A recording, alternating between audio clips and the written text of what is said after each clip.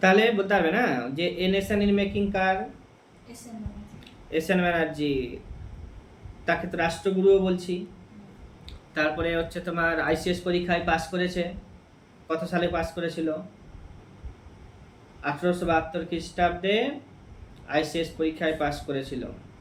সেই বছর ভারত থেকে 4 জন পাস করেছিল।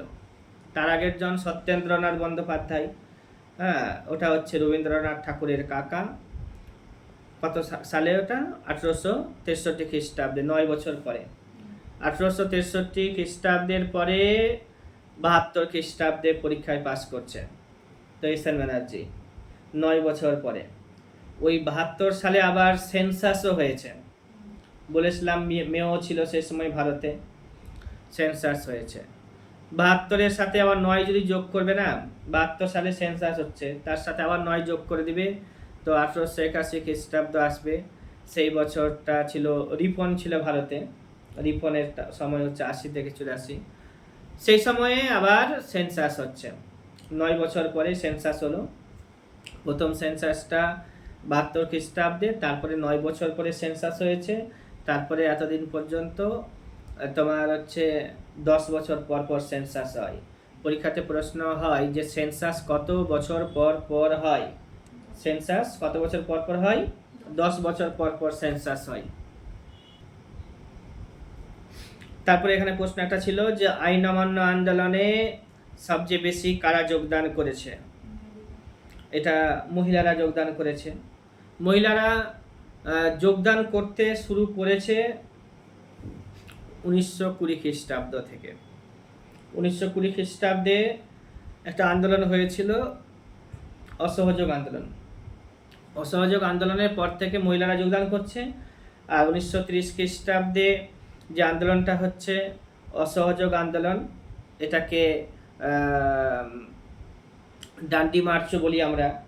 12 তারিখে মার্চ মাসে 1930 খ্রিস্টাব্দ থেকে, 12 তারিখে মার্চ মাসে 1930 খ্রিস্টাব্দ থেকে ডান্ডি মার্চ, মানে সেই দিন থেকে ডান্ডি মার্চ শুরু হয়েছিল। 25 দিনের যাত্রাপথ। তারপরে মার্চের পরে এপ্রিল মাস আসে। 5 তারিখে এপ্রিল মাসে তারা ডান্ডিতে পৌঁছেছিল, ঠিক আছে, সবরমতী থেকে ডান্ডি, ঠিক আছে। তো ডান্ডিতে গিয়ে তারা সমুদ্রের জল তুলে আন্দোলন করেছে, মানে লবণ তৈরি করে আন্দোলন, মানে আইনটাকে ভঙ্গ করেছিল। তো ওই আন্দোলনে সবথেকে বেশি মহিলারা যোগদান করেছিল। আর গান্ধীজির অসহযোগ আন্দোলন হচ্ছে 1920 খ্রিস্টাব্দের 1 আগস্টে।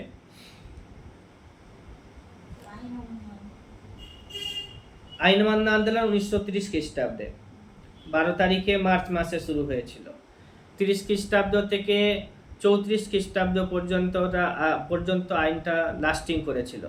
মাঝখানে একবার ব্রেক হয়েছিল, আন্দোলনটা ব্রেক হয়েছিল, কারণ 1930 খ্রিস্টাব্দে চালু হচ্ছে। সেই বছরে ইংল্যান্ডে গোল টেবিল বৈঠক হচ্ছে, কিন্তু জাতীয় কংগ্রেসের তরফ থেকে কেউ যায়নি। বৈঠকটা তেমন সুবিধা হয়নি বলে জাতীয় কংগ্রেসকে তারা আসতে বলেছিল, মানে তারা আমন্ত্রণ পাঠিয়েছিল, বা যে সমস্ত দলরা সেখানে গিয়েছিল তাদেরকে বলেছিল জাতীয় কংগ্রেসকে বুঝিয়ে নিয়ে আসুন, কারণ জাতীয় কংগ্রেস ছাড়া বৈঠক সফল হবে না। এবার 1931 খ্রিস্টাব্দে ওরা সব ফিরে আসলো। এবার 1931 খ্রিস্টাব্দে গান্ধীর সঙ্গে আরউইনের একটা চুক্তি হয়েছিল, গান্ধী আরউইন চুক্তি অনুসারে গান্ধীজি আইন অমান্য আন্দোলনকে স্থগিত করে গান্ধীজি ইংল্যান্ডে গেল দ্বিতীয় গোল টেবিল বৈঠকে যোগদান করার জন্য, ঠিক আছে। যোগদান করেছিল, কিন্তু সেখানেও দ্বিতীয় গোল টেবিল বৈঠকটাতেও কোনো সুবিধামূলক কোনো কাজ হয়নি বলে গান্ধীজি আবার ফিরে আসলো। ফিরে এসে আবার আইন অমান্য আন্দোলন চালু করেছিল। গান্ধীজিকে গ্রেপ্তার করা হচ্ছে। শেষে আন্দোলনটা 34 সাল পর্যন্ত কোনো মতো করে চলেছিল। তারপরে আইন অমান্য আন্দোলনকে গান্ধীজি তুলে নিয়েছিল, ঠিক আছে। পরীক্ষাতে আরও আসে গান্ধীজির সাথে রিলেটেড, চম্পারণ সত্যাগ্রহ কত সালে হয়েছিল, হ্যাঁ বিশেষ পরীক্ষাতেই জিজ্ঞেস করেছে চম্পারণ সত্যাগ্রহ কত সালে হয়েছিল, রামপ্রসাদ বিসমিল কোন আন্দোলনের সাথে যুক্ত ছিল, ঠিক আছে, রামপ্রসাদ বিসমিল, মৌলানা আশফাকুল্লাহ, এরা সবাই কাকরি কনস্পিরাসি কেস বা কাকরি ষড়যন্ত্র মামলা, কাকরি ট্রেন ডাকাইতি মামলা, হ্যাঁ ওরা কাকরিতে ট্রেন ডাকাতি করেছিল 1925 খ্রিস্টাব্দে। তো ওই আন্দোলনের সাথে যুক্ত ছিল রামপ্রসাদ বিসমিলের নাম, এদের ফাঁসি হয়েছিল। হ্যাঁ, ভারতে নাইটেঙ্গেল কাকে বলা হয়, পরীক্ষাতে জিজ্ঞেস করা হয়, সরোজিনী নাইডু, নাম শুনেছ? সরোজিনী নাইডুকে ভারতে নাইটেঙ্গেল বলা হয়। এই সরোজিনী নাইডু হচ্ছে ভারতের প্রথম মহিলা রাজ্যপাল। সরোজিনী নাইডু হচ্ছে ভারতের প্রথম মহিলা রাজ্যপাল। আর আচার্য জে.বি. কৃপালনীর নাম শুনেছ? সে যখন ভারত স্বাধীনতা লাভ করেছিল সেই সময় জাতীয় কংগ্রেসের চেয়ারম্যান ছিল। আর কি আছে, আচার্য জে.বি. কৃপালনীর স্ত্রী নাম হচ্ছে সুচেতা কৃপালনী, সে হচ্ছে ভারতের প্রথম কোনো একটি রাজ্যের মহিলা মুখ্যমন্ত্রী। তো উত্তরপ্রদেশের মুখ্যমন্ত্রী ছিল সুচেতা কৃপালনী, প্রথম হয়েছিল মহিলা। পশ্চিমবঙ্গের প্রথম মহিলা মুখ্যমন্ত্রীর নাম জানো, মমতা ব্যানার্জি। আর হচ্ছে উত্তরপ্রদেশের হচ্ছে সুচেতা কৃপালনী। উত্তরপ্রদেশেরই রাজ্যপাল, তার নাম হচ্ছে তোমার সরোজিনী নাইডু। এগুলো পরীক্ষাতে আসে, জানতে হবে। হিন্দু কলেজ প্রতিষ্ঠা করেছিল কে? তো জোনাথন ডানকান। কত সালে প্রতিষ্ঠিত হয়েছিল দেখে নিবে, পড়বে। এবার হচ্ছে কেশবচন্দ্র সেনকে ব্রহ্মানন্দ উপাধি কে দিয়েছিল? একটা বছরে এইগুলো প্রশ্ন, ধর এটা প্র্যাকটিস সেট আছে, এই প্রশ্নগুলো আসে যে কেশবচন্দ্র সেনকে ব্রহ্মানন্দ উপাধি কে দিয়েছিল? কেশবচন্দ্র সেনকে আমাদের দেবেন্দ্রনাথ ঠাকুর খুবই ভালোবাসত, আর হচ্ছে তার বেশ কিছু ক্রিয়াকলাপ ছিল, দেখেছিল, আর তারপরে ব্রহ্মানন্দ উপাধি দিয়েছিল। পরবর্তীতে তাদের মধ্যে মনোমালিন্য হয়েছিল। আর ভারতের স্বাধীনতার সময় মহাত্মা গান্ধী কোন পদে ছিলেন? কোন পদে ছিলেন? কংগ্রেসের কোন কমিটির সদস্য ছিলেন বা কংগ্রেসের প্রধান ছিলেন কিনা? তো আমরা সবাই পড়েছি যে গান্ধীজি জাতীয় কংগ্রেস থেকে বেরিয়ে গেছিল, ঠিক আছে, গান্ধীজি জাতীয় কংগ্রেস থেকে বেরিয়ে গেছিল, ওই জন্য জাতীয় কংগ্রেসের সাথে কোনো রকম ভাবে যুক্ত ছিল না, অর্থাৎ সে জাতীয় কংগ্রেসের সদস্য ছিল না, মনে রাখতে হবে। 1934 সালের পর থেকে গান্ধীজি প্রত্যক্ষভাবে আর গান্ধীজি জাতীয় কংগ্রেসের সাথে যুক্ত ছিল না।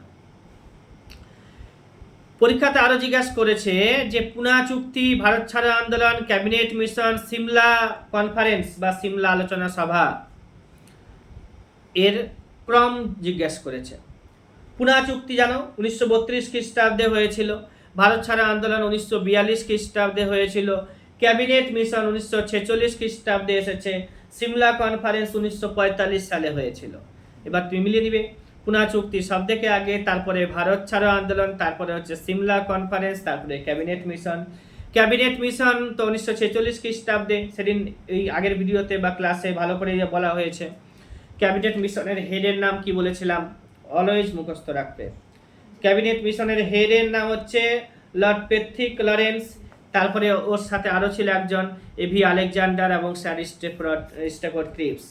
এই ক্যাবিনেট মিশন ভারতের সংবিধান রচনা করার জন্য, ক্যাবিনেট মিশন ভারতের সংবিধান রচনা করার জন্য প্রপোজাল রেখেছিল এবং তারা গণপরিষদ গঠন করেছে। ক্যাবিনেট মিশনের সুপারিশে ভারতীয়দের দ্বারা গণপরিষদ তৈরি হয়েছিল, সেখানে বিভিন্ন বিষয় এর ব্যাপার আছে, ওটা পলিটিক্যাল সায়েন্সের ক্লাসেই বলেওছি এর আগে ক্লাসে। এবার হচ্ছে তোমার এগুলো আসে পরীক্ষাতে, হ্যাঁ। তারপরে কি আসে, বেশ আইডেন্টিফাই করতে বলবে যে কে চরমপন্থী ছিলেন না। তিলক তো জানোই চরমপন্থী লিডার, লাল বাল পাল চরমপন্থী লিডার ছিল এরা। মদনলাল ধিংরা সেও ছিল চরমপন্থী, সর্দার উধম সিং সেও চরমপন্থী, আর একজনের নাম এখানে আছে